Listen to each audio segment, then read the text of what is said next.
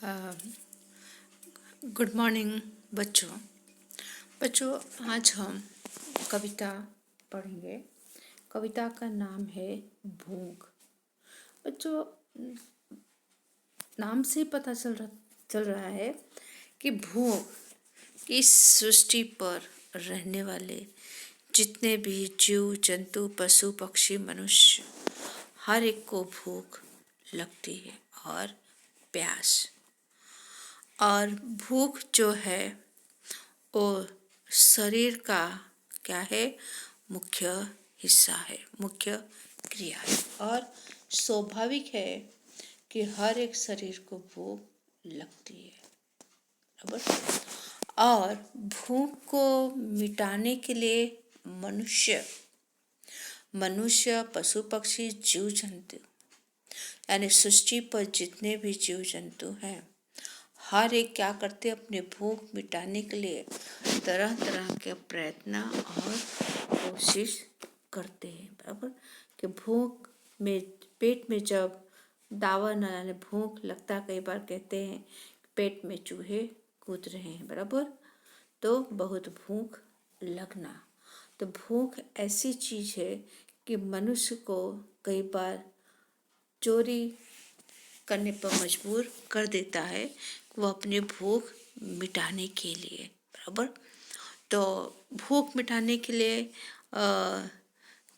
इस कविता में जो है कि वह कैसे तरह तरह के संघर्ष करते हैं और इन संघर्षों से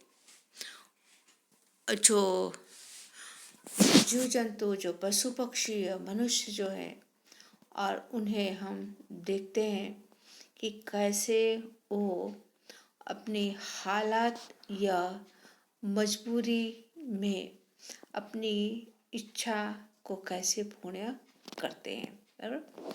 तो इस काव्य के जो कवि हैं बच्चों, सर्वस दयाल सक्सेना है और यह नई पीढ़ी की। बराबर। तो ये नई कविता के प्रमुख कवि। इनका जन्म जो उत्तर प्रदेश में हुआ था।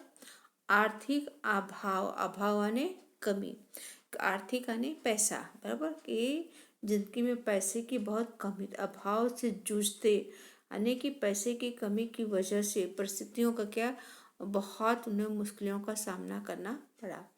फिर इलाहाबाद विश्वविद्यालय ने यूनिवर्सिटी इलाहाबाद उत्तर प्रदेश में एमए किया, मास्टर ऑफ आर्ट्स, और स्कूल में उन्होंने शिक्षक क्लर्क की और आकाशवाणी में नौकरी की।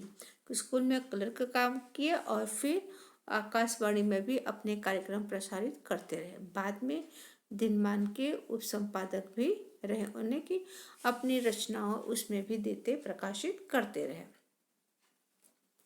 इनकी जो कविताएं हैं आधुनिक जीवन के विडंबना ने दुख। बराबर। विषम अनेक दुखद हालत में व्यक्ति की जिजाविषा अनेक जीवन जरूरियात की चीजें आदि का मार्मिक चित्रण मिलता है। जंगल का दर्द, कुआनो नदी, गर्म हवाएं, खोटियों पर टंगे लोग, क्या कहकर पुकारो, कोई मेरे साथ चले, आदि इनके प्रमुख काव्य संग्रह हैं। इनकी रचनाएं तीसरा शतक में भी संकलित है। बतूता का जूता बाल कविताओं का अनूठा संग्रह। इन्होंने नाटक भी लिखे हैं ना, जो कवि हैं इन्होंने नाटक की रचनाएं भी की है। बराबर। अब बच्चों यहाँ पर देखते हैं कि जो यहाँ कविता है प्रस्तुत, कविता में कवि ने सौंदर्य को व्यक्तित्व रुचि से हटाकर संघर्षशील के साथ जोड़ा है। कि व्यक्ति की जो रुचि होती है, जो भूख होती है, अपनी भूख को मिटाने के लिए व्यक्ति कैसे संघर्ष करता है और डटकर मुश्किलों का सामना करता है, इस काव्य में बताया गया है। बराबर। तो देखते हैं काव्य की पंक्ति कि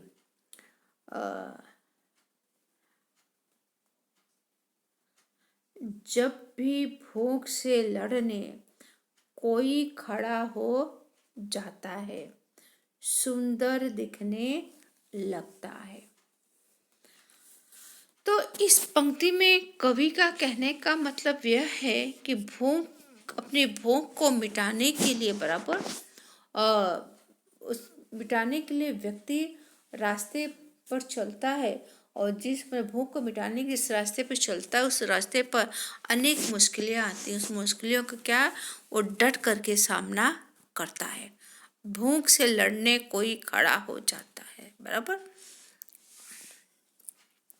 तो बता रहे हैं यहाँ पर कि जब कोई प्राणी भूख से अपने भूख को मिटाने के लिए संघर्ष करता है तो वह कैसा दिखाई देता है? सुंदर दिखने लगता है।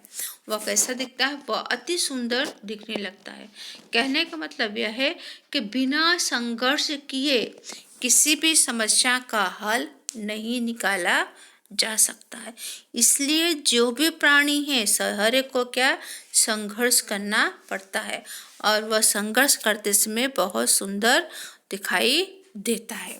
यानी कि जिस तरह से आपको खाना तैयार मिला, बराबर, तो खाना तैयार मिला तो खाना खाने के लिए क्या आपको संघर्ष कर्म करना पड़ेगा कि सामने थाली है, बराबर, उस थाली को आप थाली में खाना रखा है तो आपको हाथ क्या संघर्ष करना पड़ेगा। आपको अपने हाथ को वहाँ थाली में के पास ले जाना पड़ेगा। थाली में जो खाना है उसको उठाना पड़ेगा, मुंह में डालना पड़ेगा, बराबर। जब हम एक कर्मई क्रियाएं करते हैं तो उसमें क्या फिर अति सुंदर दिखने लगते हैं।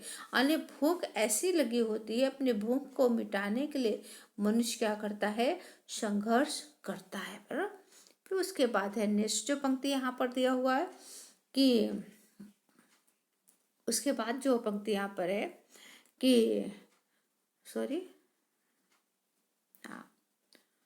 सुंदर, झपटता बाज, क्या झपटता बाज फन उठाए सांप, बराबर, बाज पक्षी है। फन उठाए सांप, दो पैरों पर खड़ी, कांटों से नन्ही पत्तियां खाती बकरी, बराबर। तो यहाँ बता रहे कि बाज पक्षी जो है अपने शिकार को बराबर कब्जे में करने के लिए क्या करता है? बड़ी तेजी से उस पर झपटता है, बराबर, उसको पंजा मारता है।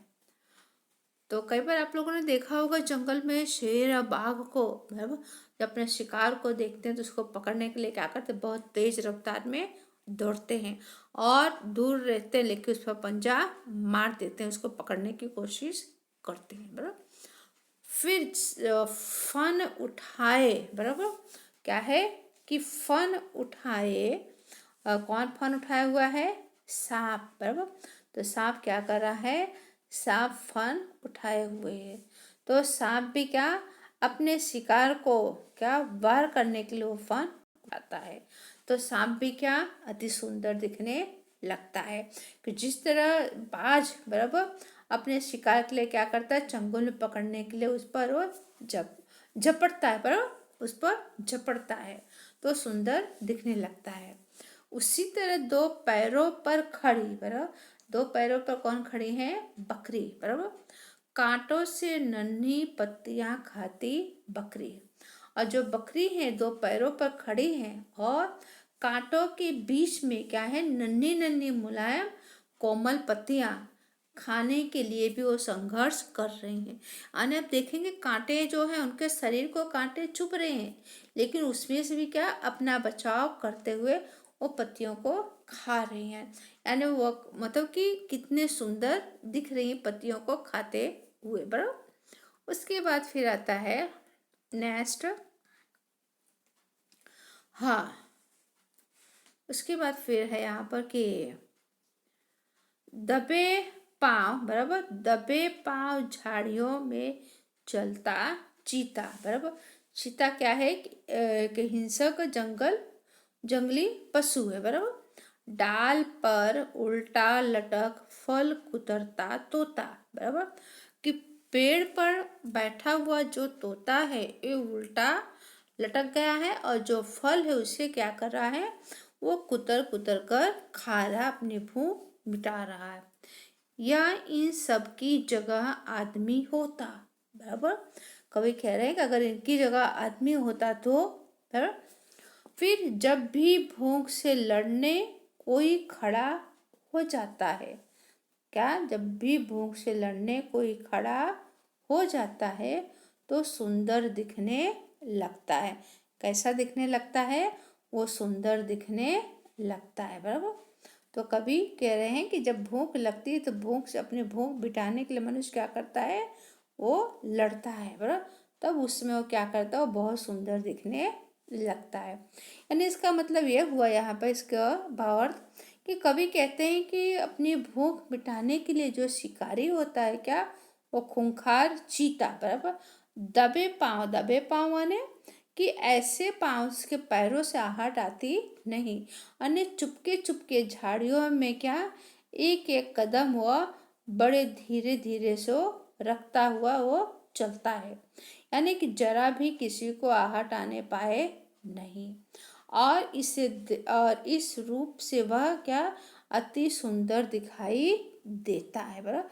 अगर इतनी तेज रफ्तार से चलेगा, अगर कोई शिकार है, उसका भोजन जो है शिकारी, बराबर, अगर उसके सामने से शिकार चला जाएगा, इसलिए क्या, वो दबे पाँव झाड़ियों के बीच में वो चलता बड़ी सावधानी से, कि जिससे उसके पैरों की आहट से उसका शिकार चला न जाए।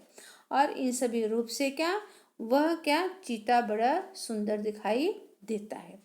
और वैसे ही डाल पर उल्टा लटक फल कुतरता तोता, बराबर।